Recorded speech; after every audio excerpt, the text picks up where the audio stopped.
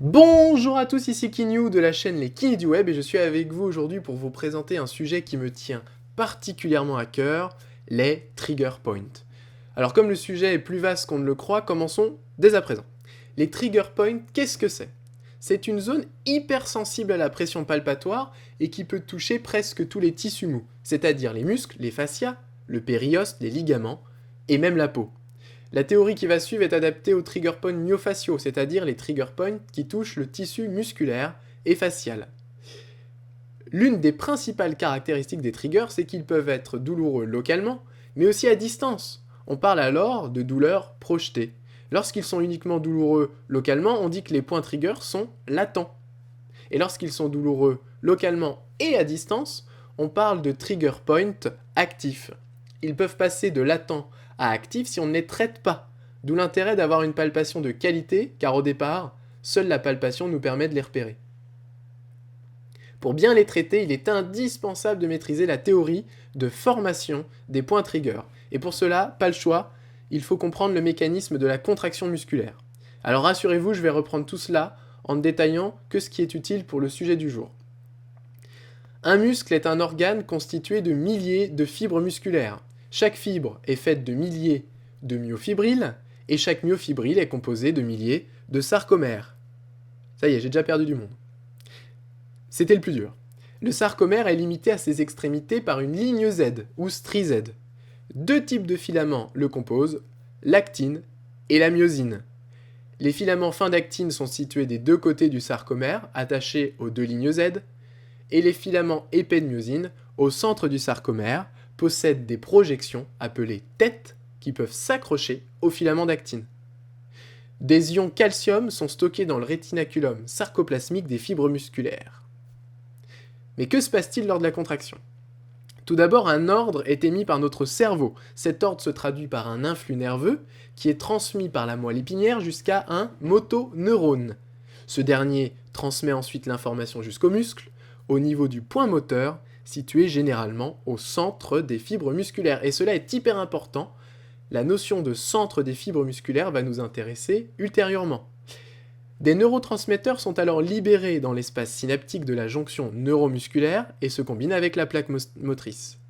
L'impulsion électrique est transmise par les tubules T ou transversaux dans la fibre musculaire, ce qui entraîne une libération des ions calcium qui se lient avec les filaments d'actine. Cela permet de libérer les sites de liaison des filaments d'actine qui vont se lier avec les têtes de myosine, créant ainsi les fameux ponts d'actine-myosine.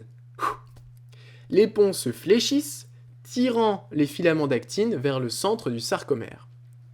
Si de l'ATP est présent, les ponts d'actine se rompront et permettront aux têtes de myosine de se fixer sur les sites de liaison suivants, formant de nouveaux ponts et tractant les filaments d'actine plus loin vers le centre du sarcomère. Ce phénomène pourra se reproduire tant qu'il y aura de l'ATP et des ions calcium, et ce jusqu'à un rétrécissement maximal des sarcomères, donc des fibres musculaires, et donc du muscle.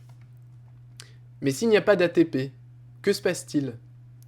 Si absence d'ATP, les ponts seront maintenus et la contraction également. Mais ce n'est pas tout. Pour que la contraction cesse, il faut une réabsorption des ions calcium. Or, cette réabsorption des ions calcium nécessite aussi une nouvelle dépense d'ATP. Cela veut dire que même si l'influx nerveux venant du cerveau cesse, la contraction localement ne cessera pas. Les neurotransmetteurs de leur côté seront soit détruits, soit réabsorbés, et il n'y aura pas de nouvelle libération d'ions calcium. Mais la contraction sera quand même maintenue localement, car c'est l'ATP qui rompra une bonne fois pour toutes les ponts d'actine-myosine, et qui entraînera une bonne fois pour toutes la réabsorption des ions calcium. Ce qui n'est pas toujours évident à comprendre dans le phénomène de la contraction musculaire, c'est que le corps a besoin d'énergie pour arrêter le phénomène, c'est-à-dire pour se relâcher complètement. Le meilleur exemple que j'ai trouvé, pour que vous compreniez qu'il faille de l'énergie pour se contracter et de l'énergie pour la récupération, c'est l'exemple du chantier bâclé. Imaginez des artisans qui viennent pour refaire la peinture d'une de vos chambres, et qu'à leur départ, ils laissent un bordel monstre. Ça sent le vécu, hein. Votre chambre sera bien peinte, mais inaccessible. Il va donc falloir une énergie colossale avant que vous puissiez profiter pleinement de votre chambre. Autre exemple pour ceux qui n'auraient toujours pas compris, c'est l'exemple du bon repas. On a bien mangé, bien fait la fête, et on va se coucher. Et le lendemain matin, pour pouvoir manger à nouveau sur une table propre, bien va falloir tout ranger. Et cela demande une certaine énergie.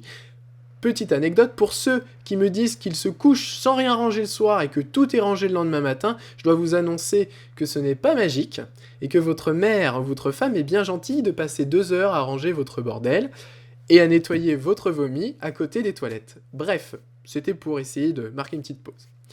Ce manque d'ATP s'appelle la théorie de la crise énergétique, car l'ATP rompt les ponts d'actine-myosine et permet aux ions calcium de regagner le rétinaculum sarcoplasmique. Comme nous ne revenons pas à l'état initial, un nouvel état de contraction permanente se stabilise. C'est le trigger point.